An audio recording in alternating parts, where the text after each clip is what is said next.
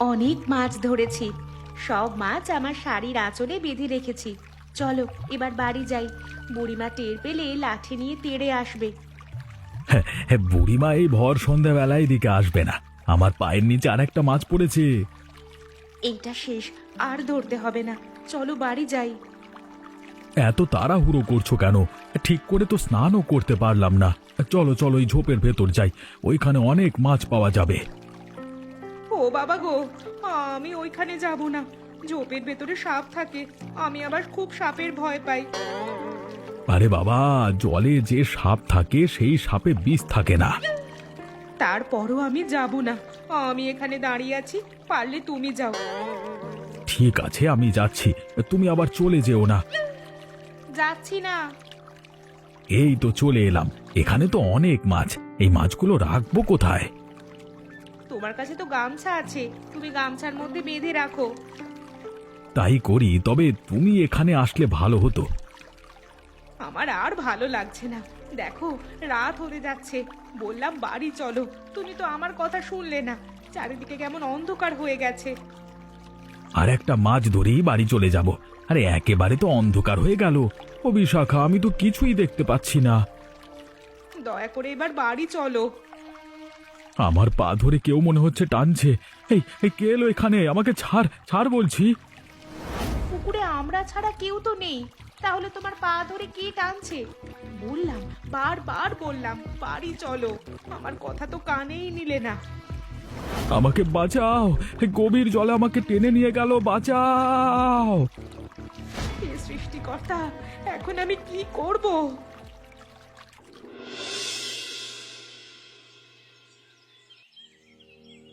দিদিমা, গ্রামের সবাই বলছে রাতুল কাকার নাকি ভূতে জলের নিচে তলিয়ে নিয়ে গেছে। ভূত বলে কিচ্ছু নেই। আমার তো মনে হচ্ছে কেউ ওকে মেরে ফেলেছে। কে মারতে যাবে? ওই সময় রাতুল কাকা আর বিশাখা কাকি ছাড়া পুকুরে কেউ ছিল না। তাহলে কে মারতে যাবে? কি জানি বাপু, আমাদের দোষ না দিলেই হলো। আমাদের দোষ দিতে যাবে কেন? আমরা কি ওই সময় পুকুর পাড়ে ছিলাম নাকি? আমার পুকুরে কেউ নামলেই তো আমি চেঁচামেচি করি, তাই অনেকে মনে করতে পারে। দিদিমা, দেখো কেউ একজন আসছে মনে হয়। আমি তো ওনাকে চিনতে পারছি না। কে তুমি বাবা? আমি তো তোমাকে ঠিক চিনতে পারলাম না। দুদিন আগে জলে ডুবে যিনি মারা গেছেন উনি আমার জামাইবাবু হয়। আমার ধারণা আপনি আর আপনার নাতি মিলে আমার জামাইবাবুকে জলে ডুবে মেরেছেন। আপনাদের আমি ছাড়বো না। তুমি কোথাকার কে বাবু? আমরা তোমার জামাই বাবুকে জলে ডুবিয়ে মারছি, তার প্রমাণ দিতে পারবে? সত্যি বলছেন না তো?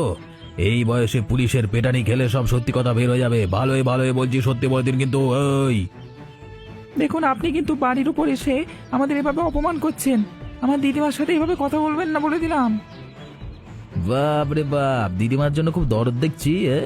তোদের আমি জেলের ভাত খাইয়ে ছাড়বো বলে দিলাম সালা। দিদিমা, আমরা তো মহা ঝামেলায় পড়ে গেলাম। হ্যাঁ, তুই চিন্তা করিস না, আমাদের কিচ্ছু হবে না।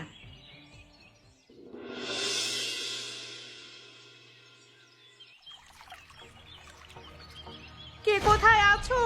দেখে যাও, কলসের মধ্যে সাপ। আমার হাতে ছোবল দিয়ে যাচ্ছিল, একটুর জন্য আমি বেঁচে গেছি। কি হয়েছে দিদি, তুমি এমন চিৎকার করছো কেন? আমাদের সাথে যে কি হচ্ছে কিছুই তো বুঝতে পারছি না।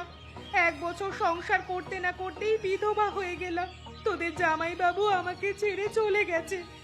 এখন তো মনে হচ্ছে আমারও দিন চলে এসেছে। ও দিদি, তুমি এত ভেঙে পড়ো না। তোমার ভাই আর আমি তো আছি, তোমার কোনো কষ্ট আমরা দিব না। তোরা আর কতদিনই বা এখানে থাকবি? বাবা মা অসুস্থ, তাদেরও তো দেখাশোনা করা দরকার। আমার মনে হয় তোদের এবার বাড়ি যাওয়া উচিত। তুমি একা এই বাড়িতে কি করে থাকবে গো দিদি? সুমন বলছিল মাসখানেক থেকে তারপর যাবে। তোমার মানসিক অবস্থা একদম ঠিক নেই। তাছাড়া যে কোনো সময় বিপদে পড়তে পারো। দেখলে তো আজ সাপের কামড় খেতে খেতে বাঁচলে। সাপটা মারতে হবে, আমি কলসের মধ্যে ঢাকনা দিয়ে আটকে রেখেছি। তোমার ভাই আসুক, ও এসে মারবে। আমরা মারতে পারবো না। তোরা আমাদের বাড়িতে আসার এক সপ্তাহের মধ্যে তোদের জামাইবাবু সবাইকে ছেড়ে চলে গেল। আমারই কপাল পোড়া। আমার কি মনে হয় জানো দিদি, তোমাদের ওই বুড়িমা আর ওনার নাতি মিলে রাতুল জামাইবাবুকে জলে ডুবিয়ে মেরেছে। না না, ওরা কিছু করেনি। আমরা যখন ওদের পুকুরে স্নান করছিলাম তখন আশেপাশে কেউ ছিল না। অন্ধকারে জলে নেমেছিল হয়তো। থাক না, এই বিষয় নিয়ে আমার এখন আর আলোচনা করতে ভালো লাগছে না। ঠিক আছে বাবা, আমি আর কিছু বলবো না।